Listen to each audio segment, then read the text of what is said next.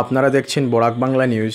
আজকে আমাদের সাথে আছেন বিশিষ্ট সমাজসেবী তথা ইউডিএফ নেতা, যিনি বিগত বিধানসভা নির্বাচনে কাঠিগড়া সমষ্টি থেকে প্রতিদ্বন্দ্বিতা করেছিলেন, জনাব খলিল উদ্দিন মজুমদার সাহেব। আপনাকে বরাক বাংলা নিউজে স্বাগতম জানাই। ধন্যবাদ। মজুমদার সাহেব, আমরা বিগত নির্বাচনে দেখতে পেয়েছি আপনিও 50,000 থেকে অধিক ভোট পেয়েছেন, তথাপিও আপনাকে নির্বাচনে পরাজয় বরণ করতে হয়েছিল। আপনি কি মনে করেন আপনার এই পরাজয়ের পিছনে আপনার নির্বাচনী পরিকল্পনায় কোনো ত্রুটি ছিল, অর্থাৎ আপনি কি আত্মসমালোচনা করতে প্রস্তুত?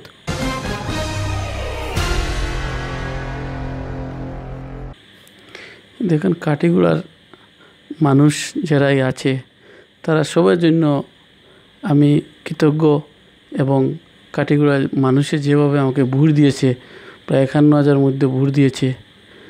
আজকে বরাকবেলির বিভিন্ন এমএলএ আছেন, অনেক ভোট কম পেয়ে এমএলএ হয়েছেন, কিন্তু আমি 51,000 উপরে ভোট পেয়ে আমি এমএলএ হয়েছি না। আজকে আমাদের কাঠিগড়ার মানুষ যেভাবে আমাকে সহযোগিতা করেছে, সেই হিসাবে আমিও সহযোগিতা তার সাথে আছি। অনেক বিরোধীরা আপনাকে বারবার অভিযোগ উত্থাপন করেছে, বিভিন্ন সময় আমরা শুনতে পেয়েছি যে আপনি নির্বাচনে পরাজয় বরণ করার পরে কাঠিগড়ার জনগণের সাথে সম্পর্ক তেমন টিকে রাখতে পারছেন না, সেটা কি সত্যতা কতটুকু? দেখেন, কাঠিগড়া যে আপনারা, সেইটাই বলছি আমি আমার কথা বলতে পারবো না। আপনারা কাঠিগড়া বিভিন্ন এলাকা ঘুরিয়ে দেখবেন, আমার কথা বলবেন যে আমি প্রত্যেক সমস্যাতে আছি। যেভাবে আন্দোলন থেকে নিয়ে বিভিন্ন যে সমস্যা আছে, সব সমস্যাতে আমি সামনে আছি।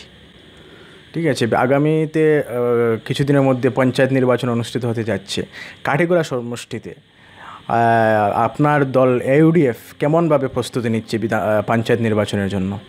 খুব ভালোভাবে আমাদের সংগঠন এবং আমি, আমাদের দলের সুপ্রিমো কাঠিগড়া আজকে পঞ্চায়েত ইলেকশনের জন্য আমরা অনেক ভালো পজিশন আছে, আমরা অনেক সিটও পাইমু।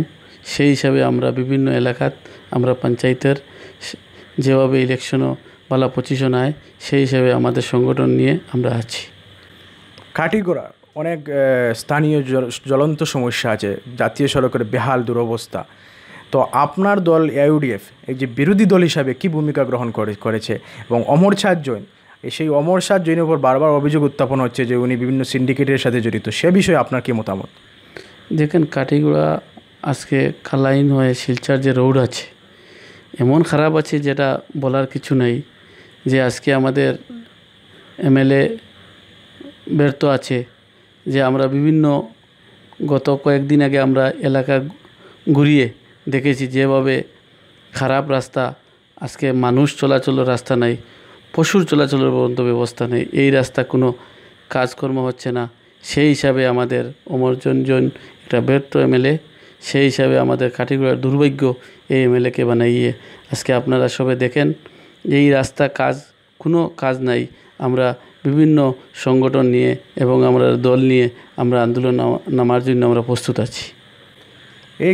আপনার স্থানীয় বিধায়কের উপর কয়লা সিন্ডিকেটের একটা অভিযোগ উত্থাপন হয়েছিল কিছুদিন আগে, সে বিষয়ে আপনি কি বলতে চান? দেখেন, আপনারা বিভিন্ন পত্রিকা এবং বিভিন্ন সংবাদের মাধ্যমে আমরা শুনতে পাইছি যে কাঠিগড়ায় অমরচঞ্জন এমএলএ যে কয়লার সিন্ডিকেটে জড়িত আছেন। সেই হিসাবে উনি সিন্ডিকেট নিয়ে ব্যস্ত আছেন, যে কাঠিগড়ার উন্নতর জন্য কোনো ব্যস্ততা নাই। সেই হিসাবে আমরা ধিক্কার জানাই কাঠিগড়ার বিধায়ক অমরচঞ্জনকে। আগামী বিধানসভা নির্বাচনে, অর্থাৎ 2021-এ যে বিধানসভা নির্বাচন অনুষ্ঠিত হবে, সেই বিধানসভা নির্বাচনে আবারও প্রতিদ্বন্দ্বিতা করতে কি আপনি প্রস্তুত? দেখেন, আমাদের দলের পরিস্থিতি খুব ভালো। সেই হিসাবে আমরা দলের পরিস্থিতি নিয়ে আজকে আমরা বিভিন্ন এলাকা, আজকে বরাকবেলি এবং কাঠিগড়া বিভিন্ন এলাকাত আমাদের সংগঠন যেভাবে মজবুত হয়, সেই হিসাবে আগামী আজকে 19 যে পার্লামেন্টের ইলেকশন আছে, সেইটা তো আমাদের দলের পরিস্থিতি অনেক ভালো হবে। আর এরপরে আমাদের 2021-এর যে পরিস্থিতি, এটা সে আরও ভালো হবে। আপনি কি নির্বাচনে লড়তে প্রস্তুত কাঠিগড়া সমষ্টি থেকে আবার? দেখেন, আমি সেবার জন্য, কাঠিগড়া মানুষের জন্য সেবা করতে চাই। কাঠিগুড়ার মানুষে আমাকে 51,000 উপরে ভোট দিয়েছে, সেই হিসাবে আমি ওনার সেবার জন্য আমি প্রস্তুত। লাস্ট কোয়েশ্চন, আপনি বরাক বাংলা নিউজের মাধ্যমে বরাকবাসীকে আপনি কি মেসেজ দিতে চান? দেখেন, বরাকবাসীকে এই মেসেজ দিতে চাই যে এনআরসির দিক দিয়ে যেভাবে মানুষের আতঙ্ক হয়েছে, সেই হিসাবে আতঙ্ক না করিয়ে আমাদের দলের সুপ্রিমো এবং আমাদের দলীয় সংগঠন যেভাবে আছে, আজকে আমিও আছি, আমাদের সংগঠন এইটাই চাই যে আইনের সাহায্যে যেভাবে সাহায্য করতে হয় সেই সাহায্যতে আমরা জড়িত আছি এবং সবসময় থাকব। তারপরেই আজকে আমরা কাঠিগুড়ার বিধায়ক ওমর চাঞ্জনকে এটা আমরা বলতে চাই যে উনি সাম্প্রদায়িক রাজনীতি না করিয়ে উন্নয়ন রাজনীতি কীভাবে করা যায় সেই হিসাবে আমরা অনুরোধ রইল। ধন্যবাদ। Subscribe to my channel and click on the bell icon to get notifications about new videos.